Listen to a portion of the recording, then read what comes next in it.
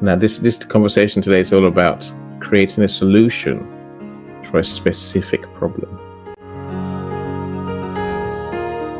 That's what lead generation storytelling really is. When it comes to sales, we need to learn to tell stories that resonate with them. We are talking to that 5% of people who say, I know you, I like you, I'm interested, I want to buy, sell to me, what's the price?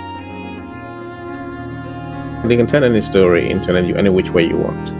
But the story that's going to get me to buy from you, my friends, is the one that says, I know your problem. I have fixed this problem before for people just like you. For your storytelling to work in that perspective, in that situation, you must speak your client's language. It's not always easy. Again, I think many of us need to learn which story to tell for which particular function in our sales process.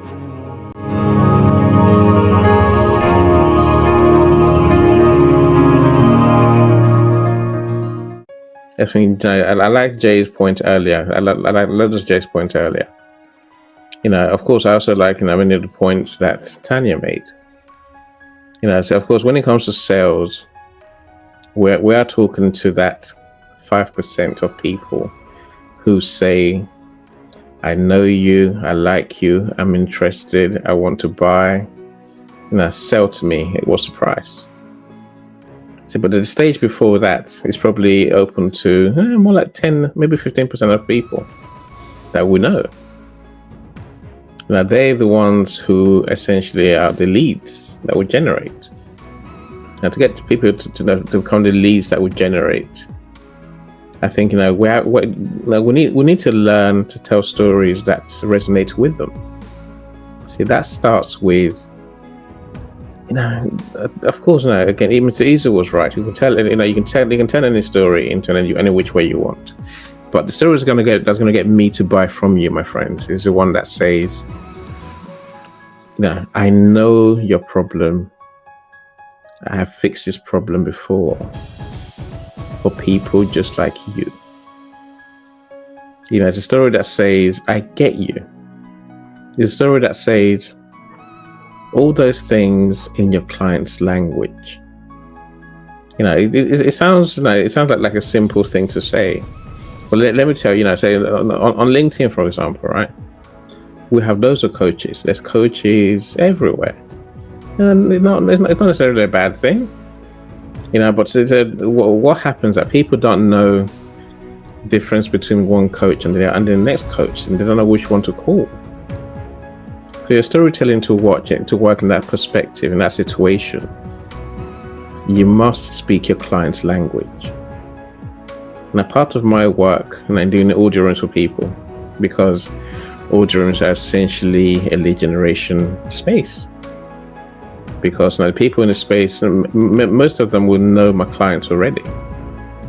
Most of them will have heard them speak before.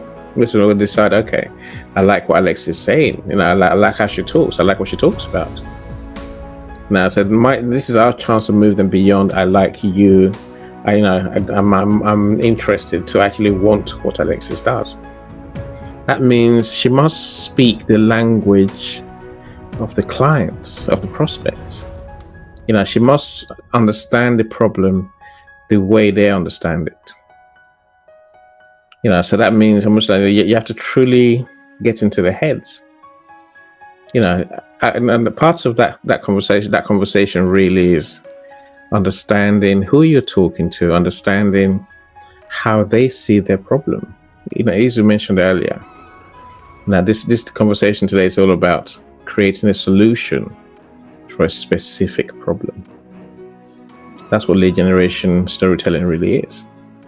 You tell me how you're going to fix my specific problem. Not all the other problems in the world, not my other problems. Tell me how you're going to fix this particular one that you can fix.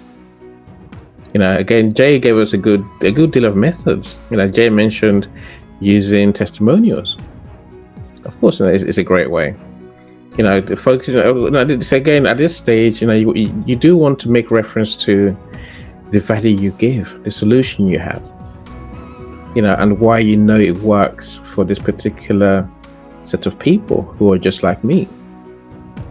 This is all about being super targeted. Again, Tanya mentioned right at the beginning, as Hannah, that at this stage in the marketing cycle, in the sales funnel, in the buyer cycle, we will use things like ads that talk to individuals.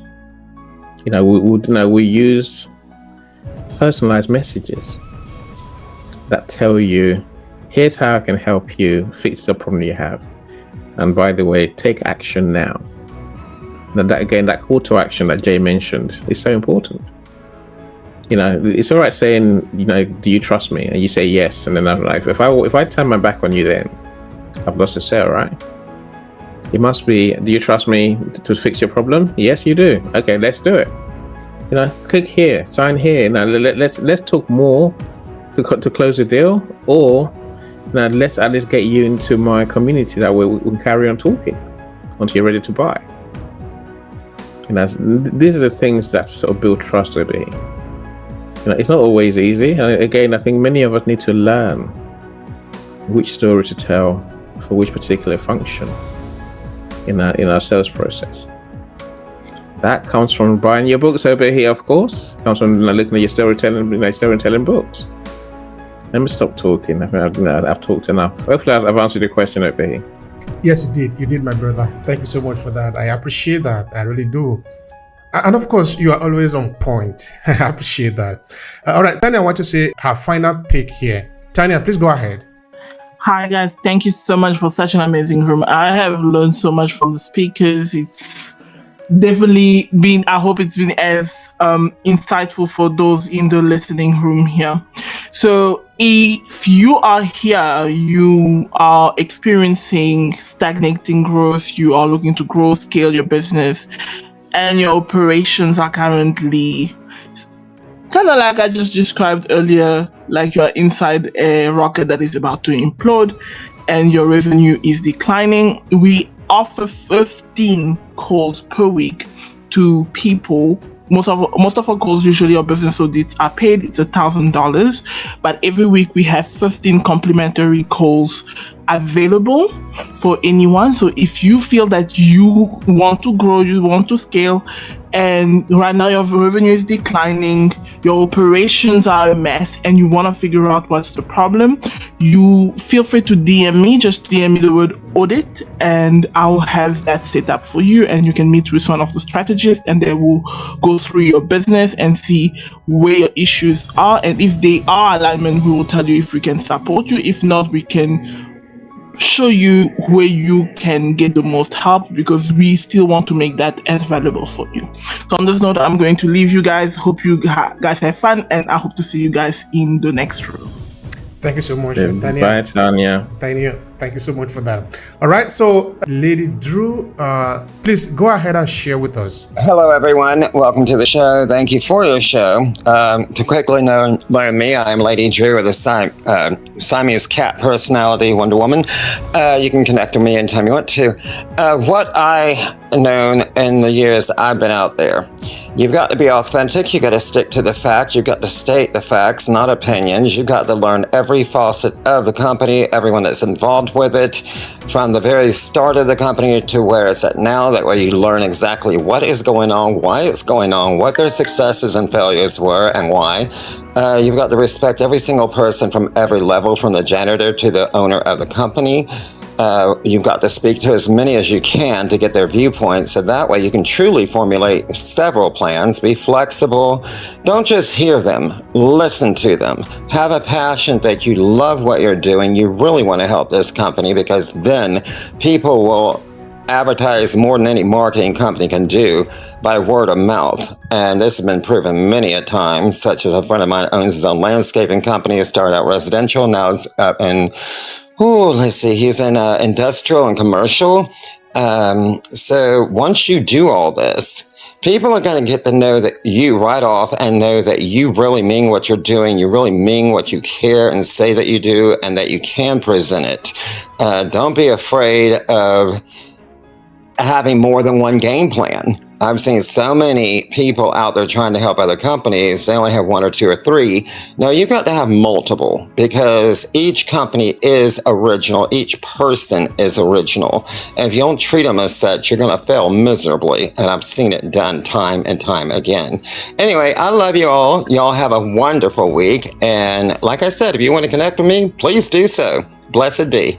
Thank you so much for that. We appreciate you, Lady Drew. All right, we move to Aclasses. Please go ahead and share with us. Hello, everyone. I'm Alexis Scurloff James. I'm a writer, editor, author, and writing coach. That's what distinguishes me from other coaches. I am specifically a writing coach. How do I generate leads? What I believe is we need to stay current, not only relevant. Now, I've been in the business for over 30 years, so I have collectively built on my profession and experience and knowledge, but we have to stay current. Part of that is embracing technology as it changes. Embrace it, incorporate it into what you're doing. That's what I do. Social media. So you have to be on social media and talk about what you do. With the call to action, the call to action is, I wrote an ebook because that is current. So the ebook is on 10 tips how to start your writing journey. So I offer those. Then the call to action is how to get that book, how to be in touch with me. And that is how I do that. Then we have to keep up.